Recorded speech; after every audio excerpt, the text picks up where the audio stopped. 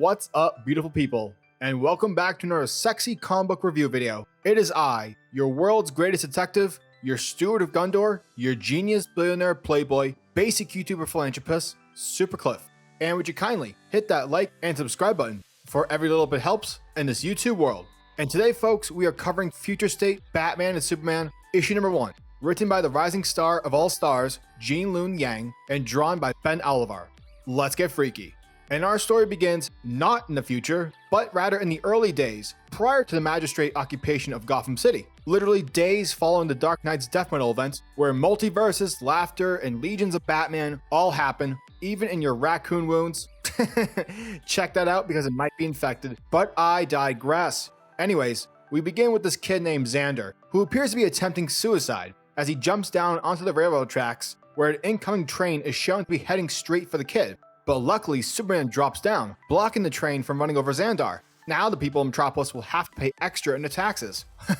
What's that? I digress. Afterwards, Superman has a conversation with Xandar, telling the teenager that what he was about to do was insanely stupid. And although Xandar is like, yeah, I'm pretty stupid, Xandar explains to Superman that he feels as if he has a forgettable face. And so prior to his suicide attempt, he wanted to pull off an epic prank of sorts for the kids at his school. He shows Superman the false face serum, something he spent $20 off the dark web to obtain. And according to Xandar, this serum allows its user to turn into any animal that he or she wishes to become. And because Xandar's school mascot is a ram, he chose a ram. Now, unfortunately, whenever someone buys something from the vile-infested corners of the internet, there's usually a terrible side effect. Because even though Xandar turns off the serum, the kid is still left with horns. Therefore, who will ever date a dude with horns? Afterwards, we see Superman drop Xandar off with Dr. Veritas, the head geneticist at Star Labs, in order to help with his condition.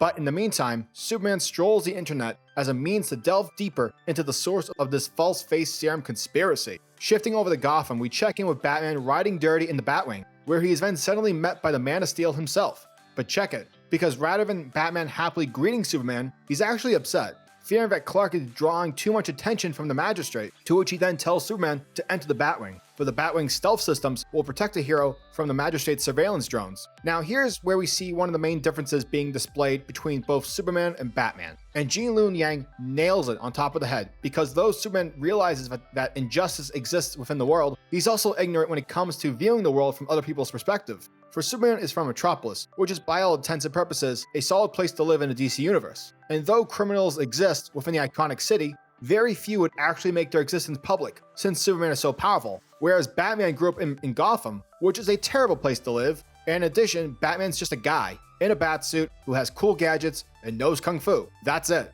Therefore, he's still very vulnerable. Legit, it only takes one bullet. And not only that, but Gotham is insanely corrupt. And so that whole vibe of truth and justice really doesn't have a place within the city of Gotham. Overall, where Superman sees the best in people, Batman sees the worst. And because Batman can read between the lines, foreseeing that the Magistrate police force will eventually take over Gotham and turn it into something similar like V for Vendetta, Batman, rightfully so, is a bit more paranoid than usual. Eventually, Superman asks Batman about the false face serum, because if there's going to be any hero that might know something about a street drug, then it's 100% going to be Batman. Well, I mean, there's Green Arrow, but you know what? He's only got a bow and arrow, so fuck him.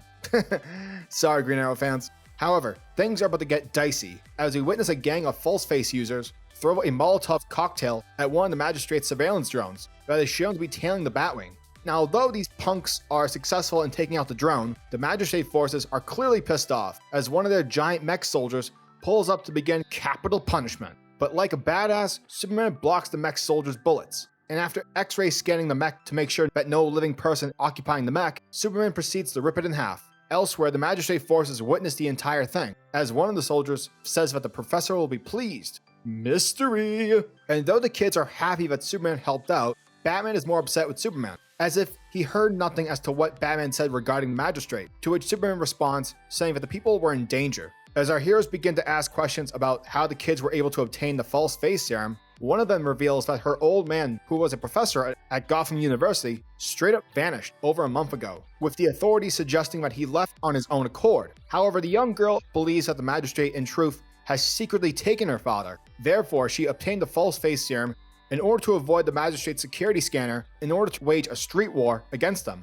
One of the other kids then reveals to Batman that they bought the serum from a dude living in the old, creepy hospital that's located in old Gotham. But before Batman can get more information, another kid pops up and distracts our heroes so that the others can make their escape, in fear that both Superman and Batman might be on the Magistrate's payroll. Later, as Batman and Superman head through old Gotham, with Superman helping the homeless along the way, the two heroes eventually make it to the creepy hospital that the kid had mentioned earlier. But before they begin their investigation, Batman begs Superman to behave discreetly, to which Superman agrees. Once inside, we see that the hospital's interior is actually clean and up to date, when compared to the building's exterior.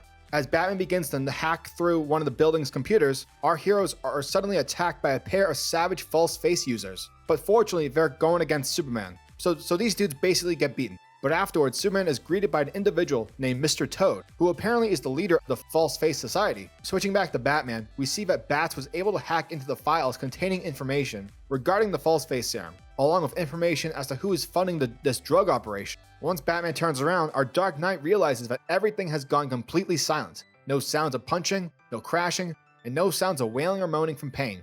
Therefore, Batman feels that something bad has just happened to Clark. And to quote everyone from Star Wars, "I have a bad feeling about this." Elsewhere in the hospital, Mr. Toad brings Superman to his operation room, where he explains that the Magistrate knows about everything happening in the city, and that if anything or anyone is deemed unacceptable in the eyes of the Magistrate, then those who are lucky receive a warning, whereas the unlucky ones are never heard from again. Mr. Toad goes on telling Superman that his cousin was once the original Mr. Toad, along with saying that in order to combat the Magistrate, he gave up a prestigious position at Gotham University. Superman realizes that the Toad Man is in fact the girl's father, whom he met prior. Superman tells Mr. Toad that he met his daughter earlier, and that she thinks the Magistrate had taken her father, and as a result, has begun to take the False Face serum herself. Mr. Toad begins to feel extremely guilty upon hearing the news involving his daughter.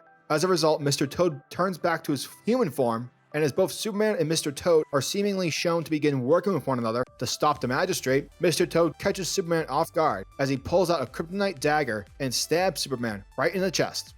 Future State Batman and Superman, issue number 1, was a really fun issue. However, it's not without its problems.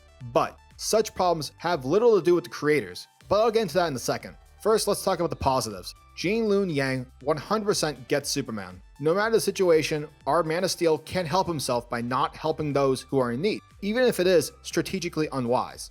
In addition, Yang captures the camaraderie between Superman and Batman at maximum efficiency. The way in which he depicts Superman being that goody two-shoes and Batman as the bad boy is really fun, which makes me even more excited to read Yang's upcoming work on Infinite Frontiers' Batman and Superman series. Ben Oliver's art is also a nice addition to this comic. Now honestly, I much prefer someone like Ivan Rice or Ed McGuinness working a Batman-Superman team-up book, but regardless, when it comes to this particular story with a Gotham City on the verge of becoming a police state, the art fits. Also, the page with Superman stopping the train was really cool. So yeah, good work. Now in regards to the problems I had, which I must reiterate has nothing to do with the book's creative team, is the fact that this book, along with so many other Future State books, are but 2 issues long. Now clearly this has to do with DC's behind the scenes, 5G getting revamped and turned into what is now Future State. However, when reading this issue, I couldn't help but say to myself, who gives a shit? I mean, honestly, let's face it, besides half the creators who have taken the opportunity to, how should I say this, make their debut, along with the new characters such as Yara Flor's Wonder Woman and Tim Fox's The Next Batman, nothing else really matters.